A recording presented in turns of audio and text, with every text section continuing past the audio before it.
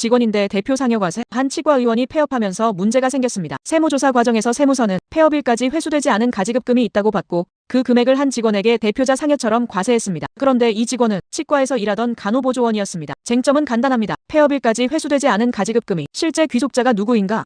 입니다. 세무서 입장은 이랬습니다. 이 직원이 실제 운영자라면 남아있는 가지급금은 이 직원에게 귀속된 것이다. 그래서 상여 처분하고 종합소득세까지 과세한 겁니다. 하지만 직원은 반박했습니다. 나는 간호보조원일 뿐이고 병원을 운영한 적도 돈을 빌린 적도 없다. 결국 핵심은 가지급금이 남아있었느냐가 아니라 실제로 누가 돈을 가져갔느냐였습니다. 세무서는 의료기관 운영협약서를 근거로 삼았습니다. 이 협약서를 보고 직원이 병원의 실질 운영자라고 판단한 겁니다. 그리고 폐업일까지 가지급금 잔액이 남아있으니 그 금액을 직원에게 상여 처분할 수 있다고 봤습니다. 세무서 주장은 이렇게 정리됩니다. 실질 운영자라면 가지급금은 상여 처분 대상이다. 직원은 억울하다고 주장했습니다. 본인은 간호보조원으로 근무했을 뿐이고 병원 운영에 관여한 사실이 없다는 겁니다. 또 법인이나 병원 돈을 직접 빌린 적도 없다고 했습니다. 특히 중요한 점은 직원이 퇴사한 뒤에도 가지급금 명세서상 거래가 계속 발생했다는 겁니다. 즉 퇴사 후에도 거래가 있었다면 그 돈을 이 직원에게 귀속시키기 어렵다는 것이죠. 심사기관은 세무서의 판단이 부족하다고 봤습니다. 단순히 협약서가 있다는 이유만으로 직원을 실질 운영자로 단정할 수는 없다는 겁니다. 실제 운영 여부를 보려면 금융의 사용 경위, 약정 내용, 실제 관여 정도, 자금 관리 권한까지 종합적으로 봐야 합니다. 그런데 이 사건에서는 직원이 실제 운영자라는 증거도 부족했고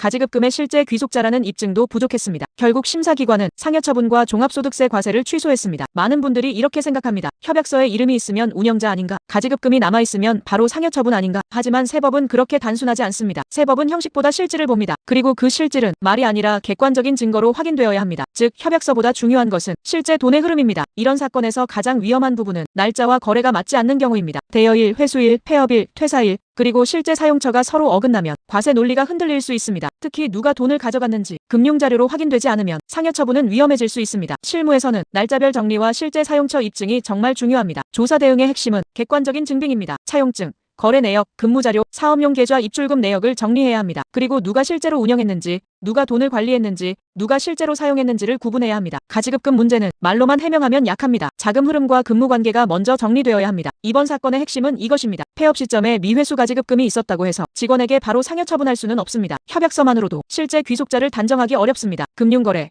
자금 흐름, 실제 운영 여부 같은 객관적 입증이 필요합니다. 결국 결론은 이겁니다. 가지급금도 실제 귀속자 입증이 있어야 상여 처분이 가능합니다. 무료 세금 정보 놓치면 손해, 구독은 보험입니다.